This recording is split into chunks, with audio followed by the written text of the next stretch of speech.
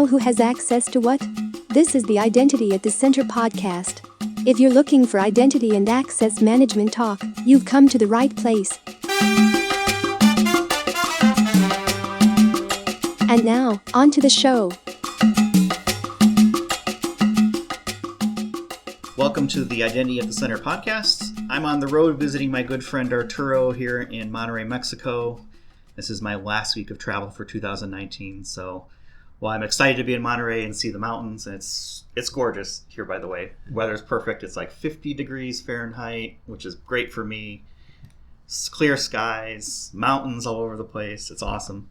I thought it'd be a good time to catch up with Arturo, kind of close out the year and talk about some of the different IAM experiences. So welcome again to the podcast, Arturo. Hi, Jeff. Thank you for having me. Thanks for setting aside some time. Yeah. No, and actually you are very lucky right now because we are having, as you said, very clear skies right now. So you can have a better pictures from the mountains. I hope to get some good pictures from up top of the hotel we're at. So let's dive a little bit into, there was some recent news around IAM in Mexico, and that was Pemex getting hit with ransomware. Depending on who you talk to or which article you read, it was either not a big deal, according to the company line, but there were other articles that were quoting inside sources saying it was a much bigger deal than maybe was being let on, and systems were down for much longer than they thought. The ransom was $5 million in Bitcoin, which is quite a bit. Has there been any discussion in the Monterrey IAM community around that topic and how that might affect other things? Yeah, well, I think that in general in the cybersecurity community, it has been, along with the Pemex hack a few weeks back, there were some other companies in Mexico that were affected by the same type of attacks. I don't have details if it were the same type of malware, for example, or something different. But at the end, they were different companies that got hacked using these ransomware attacks. And I feel like in here in Mexico, different than in the US, we don't have a very tight regulation in terms of communicating properly these kind of incidents. Some of them, they weren't public because they wasn't a public or a bigger company like Pemex in this case. And I think that I'm agree with you that the issue is more about the communication, because we don't really know if it was something important in terms of real affectation of the company or not. And so a lot of big cases that are happening in some other countries, for instance in the US, the good things that we have in some cases is that communication was very effective. So actually there are certain articles that they highlight that the very good action of the company after the incident was properly communicate, either the public or their customer, if the customer got affected. So some of the hacks at the end, I think that more than be ready to prevent the hack, because it was able to prevent or not. In some cases yes, in some other not. But I think that the ultimate point is they were able to react properly after they got hacked or after they have the incident. And I believe that the things to highlight or the companies who are more or we as a security professional, we say, okay, these guys seems like they're doing a very good job, or they were prepared to react, are the good ones. And in the other hand, we have the companies who cannot react, or they're having misleading communication of the incident. In this case, I think that Pemex, because it's a company of the government, so it was a lot of talking, and the official source say one thing, some other experts say other, some internal sources to reporters say something totally different. So I think that the chaos was more around the communication in this particular case. Yeah, I think that makes a lot of sense. And I guess I'm glad you brought that up, that Pemex is a nationally controlled petroleum company. So my understanding from what I've read is the hack affected more on the billing side of things and sort of back office. Didn't really affect what maybe customers of Pemex might have seen, but it probably more affected B2B type things. So people who maybe have a financial relationship, whether you're a creditor or some sort of biller within the organization, might have seen some more effects. But that does make me wonder, because the communication was vastly different based on who you talk to. Oh, it's fine, everything's under control, versus, boy, things are a real nightmare behind the scenes, right? Floors of computers are down, can't do whatever. And I still feel like even in the U.S., that's still something that companies struggle with. It's the response to this. So, there's tons of information out there, but really the focus that people are taking now is it's not if we get hacked, it's when we get hacked, how we're going to respond to it. So it's interesting that the hack also that Pemex faced was also seen in the U.S. So companies like Merck, I believe there was a shipping company, Maersk, I think is what it was. Mm-hmm. They had a very similar profile, and they think that maybe those hacks were done by the same group. So there's clearly a targeted, environment here that people that are using this specific ransomware were looking for very specific profiles for companies to try and breach. Right. And some other thing that I just read this week is about how these type of hacks, like the Pemex and certain others that happened a few weeks back, are gaining the attention of the hackers, because they say, well, there's a target that seems to be easy to hack, right? And then so they are probably trying to look different companies based in Mexico or Latin America, that they can take advantage of this. Yeah, I feel like there's an opportunity, if I'm looking for a target to breach, companies that maybe in the small to mid-size range that don't have the technical controls in place, things around privileged access management. Correct. Maybe their users are all local administrators, and I drop a thumb drive in the parking lot, and the person's trying to be helpful. I wonder what this is, or they're curious, and they plug it into their machine, and bang, now I've got their stuff and all their friends. So it's just I think something that companies are starting to pay attention more to. But at some point, there will have to be some investment to try and mitigate that through security training, security awareness, and then what the technical controls to try and block those things from even happening in the first place. Yeah, and I think that all these things are good in general, because attract the attention of the top executives, and they start making decisions based on this environment in general. But on the other hand, we have that all the sales guys are base their speech on this product is a magic product and can help you with everything, including ransomware. Which is, if you are not very deep into technology, or you are a manager who doesn't have deep understanding about everything, you can probably try to buy something to help you with the ransomware, and having something totally different, or things like that. So you have to be cautious also in making these decisions. Yeah. I mean, are you saying that salespeople might not be honest in their products? That would never happen. I know some very good sales folks. Shout out to my guy Tim. He's really good, and there are a lot of really good sales folks that really do a good job of positioning where they can help and where they can't. But there are, I feel like there is way more, especially having sat on the customer side for so long, of, oh yeah, this is the magic bullet, like you said, it will solve everything, solve all my problems, etc. Doesn't exist, right? Even the best magic bullet that is out there will only reduce the chance of something happening. It will not outright eliminate it. Yeah, but after a while, you start to identify those guys, and you start to identify where, even with the words that they are using, you guarantee there's no any guarantee on security sides. Exactly. Let's talk a little bit about IAM work done specifically this year, and kind of the program that you've been working to set up here. What is the biggest IAM accomplishment that you're most proud of for 2019?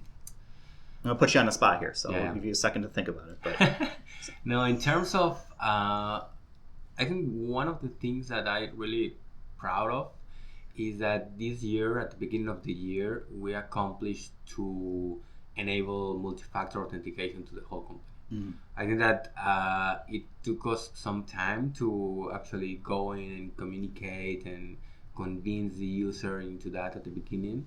But eventually, after almost 4 months or rolling out the solution to more than 23 case of users, I feel like, wait, we did it. I mean, it's something. I think that is a very good milestone for security posture, and also it's like, okay, we are moving forward in terms of securing our users, and in this case, the employees, and yeah, it's like big steps in terms of security, and based on that, you start gaining more traction on different security feature that you can enable along with this. Mhm. I don't know, in the near future, or I don't know, in 2 years time, probably the biggest achievement should be passwordless or Passwordless, yeah. something related to that. So we are step by step, right? But this is the first step, I think.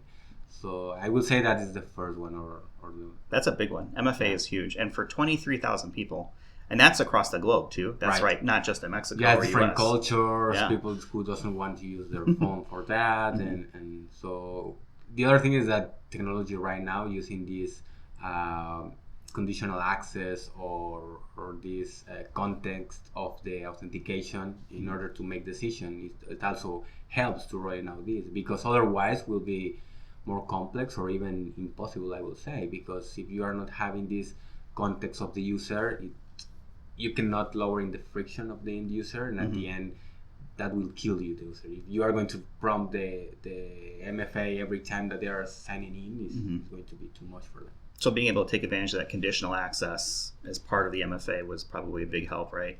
Yeah, probably in our case, without that, It wouldn't have gone through. Yeah. it will be like just certain amount of user in certain conditions, but not like totally to the employees. Well, that's great. I think that's a pretty good goal, or a pretty good achievement for the year, for sure. Yeah, and as a second one that is also important, I think, is the moving out things around formalizing the IAM program, and everything related with that, because it's a complex conversation, and it's difficult to get the message through top management. And I think that'll be a good job too. Yeah, I know you and I have had several conversations, especially over the last several months, making sure that the message of IAM is being communicated effectively and received at the executive level, so that you can set up these programs, and you've got to win through MFA. So like, yeah, you know what, that went well, and it's providing value to the company, we've reduced risk. What else can we do, right, to help that? So I think that was an important conversation to have, and I'm glad to hear that worked out, the way that it did. I think that's very good. So let's flip the coin. What's something that maybe you wish had gone better in 2019, or something that, along those lines of going better? I will say, and this is probably, well, it is related to the IAM program implementation, or trying to really formalize the IAM program. And I will say that it's everything related with politics. I remember that last year that you were here, and you were saying about, okay, the IAM program and everything related to the IAM program is more politics and process and people than the rest of the things, like technology and new toys for the company. And I was, politics, yeah, I get it. Yeah, we need that. But at the end, I think that because of different things internally here in the company, and the culture and the type of politics that usually the company has, I think that could be better, or we can improve that. How? I'm not sure. Probably try to make some connections internally, try to convince more people, having or looking to expand the sponsorship that we have internally. And I think that this is different based on every company, and based on the organization, and where you seated on the organization, in the organization chart as well, and in the culture. So probably politics here in Mexico is kind of different than the US, so I need to watch more House of Cards. House of Cards, sometimes. It could be House of Cards, could be Game of Thrones. Hopefully not as bloody as either. But those are this is the real world, right? Yeah, people have thoughts and opinions, and that's something that earlier in my IAM career was something that I wish I had done a little more effective job in previous roles, is understanding the politics of it Yeah. Because you get, when you're working, neck deep in IAM, a lot of things make sense. Right. But there are larger discussions that are taking place above that can certainly impact the ability to get things done. So being able to make relationships and, play the game sometimes of bringing people in and understanding what their motives are and the psychology behind it. And I think politics is a huge part of it. And I know that, whenever I'm working with, clients and customers, mm-hmm. is, there's a quote from Forrester that I always like to use, and I can't think of it exactly right at the moment, but mm-hmm. politics is included as part of that quote. And it's the reason I like it so much is because it's one of the only quotes I've seen that includes politics as this is something to account for as part of your IAM program, is, being able to play that game, understand it, kiss the babies, shake the hands, a little bit of a politician, being part of it. Be part of the picture, and yep. yeah, exactly. Definitely. And I'm getting better on that. I mean, going back 12 months ago, it wasn't the same person in terms of politics either. So I hope next year it's getting better and better. So from a resolution standpoint for 2020, is that one of the resolutions you'll have, is from a 2020 perspective on IAM, is politics? Yeah, it is politics, yes, but it's also about start growing the professional networks, including, inside the company for sure, but also outside. Try to find the folks that are working on IAM programs or IAM initiatives in some other companies here in Mexico. To be honest, right now there's not any IAM community getting together or having something like that.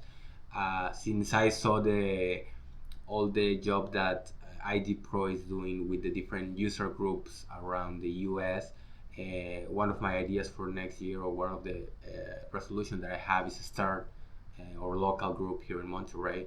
And I think that one of the biggest challenge is to find the right people, because here those guys are saying people who are working on identity, they are either developers working in some user interface or some application, so they are tag themselves as a developer. I'm in coding and I'm a developer, and some other folks are working more on security side, so they are security professionals, no IAM professionals. So I need to go and deep dive and okay, come with me and let's talk about identity. And so it's going to be at the beginning that way. Try to identify the people, try to invite people just to join us and start talking about different topics around identity. So hopefully in the next few months we will have some community here. Yeah, that'd be great. I think, do you think that you'll run into resistance with, why are you talking to me? Like, what are you trying to do? Like, will people be guarded at first? No, not really. Okay. No, they are very open, and I always see the IT community very, very friendly in general. So, and if you are always trying to share knowledge, they will be open. If you are trying to, again, and probably my sales friend will kill me, but usually in this kind of events, when you advertise the meeting, you have to say that it's free of sales, guys. Free of sales, or there's no selling nothing, and so it's just sharing information, and need to be clear about that, because otherwise you will be. People got scared and they won't attend. But if you are saying, okay, no, it's just we're talking about this topic and I'm sharing information and that's it.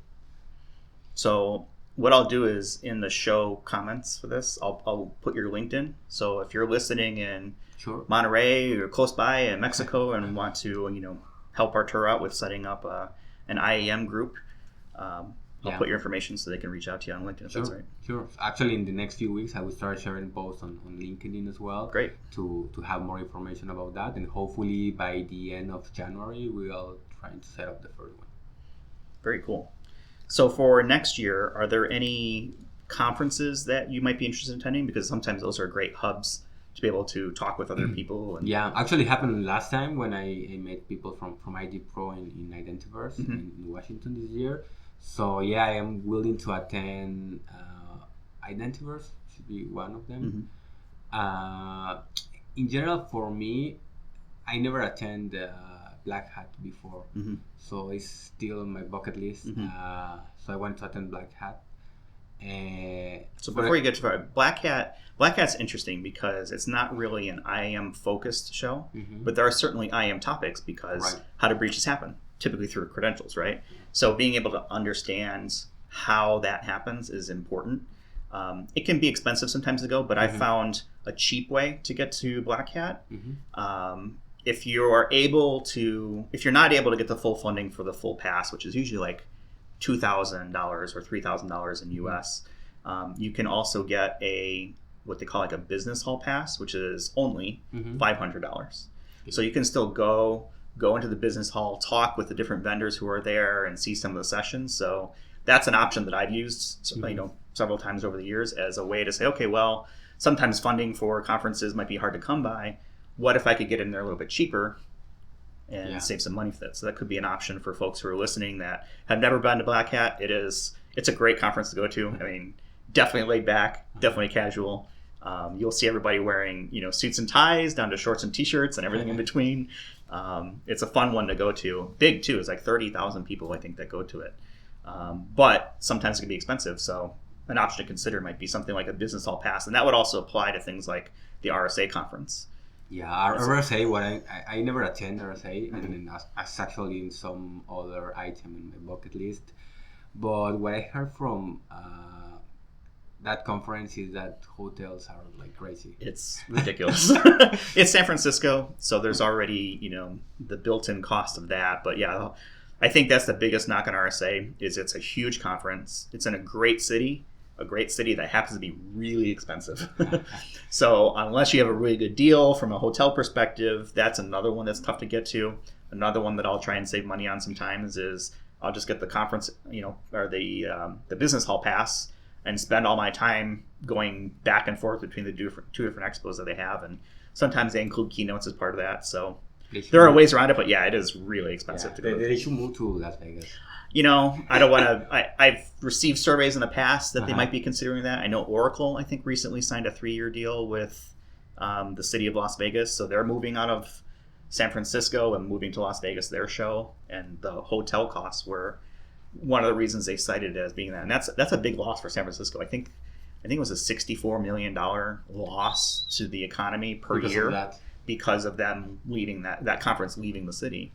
So I love San Fran. It's one of my favorite cities in the world, but yeah, it's expensive, and I hope they start to recognize that and maybe try to figure out a way to make it a little bit easier to have conferences there, because otherwise Las Vegas is going to eat the world because they're so well designed and relatively affordable when it comes to those sorts of things. Right. Yeah, and I mean, I heard that RSA is a huge conference, so probably it's going to be difficult to move some other cities. Yeah. But what I like from Identiverse is that they are moving each year from different cities, so it's like a tour. So if you're attending every single year, it is not like you are going back to the same city, right? And you don't have nothing new to see or something like that. So you will enjoy actually the city, the city if you've never been there. Yeah, I think this year it's in Denver, I believe. Yeah, Colorado. So that'll be nice. You will have mountains. My mountains will be different than Washington D.C. That's for sure. It won't be as hot and humid as it was this year, I hope. Be a little bit weather. People who want to go skiing, they'll be, I think, relatively close to do that, or outdoor type things. And previous years it was New Orleans and Chicago, and yeah, they do a good job of picking cool spots to kind of go to, and hopefully people are able to extend their trips, go for a few days for Identiverse and then add on a couple days to either do a vacation with families and stuff like that. So that'll be pretty cool. All right, well, I want to just have a kind of a quick conversation and take advantage of the time that we've had here and kind of get your thoughts down and accost you with our podcast again. No, always very happy to have this conversation and all the offline conversation that we have while you are here. And yeah, thank you for inviting me again. Cool. Well, I appreciate it.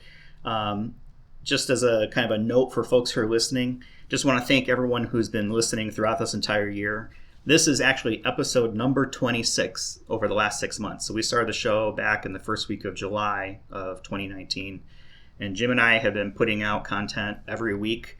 It's been a learning experience for both of us as we're doing this.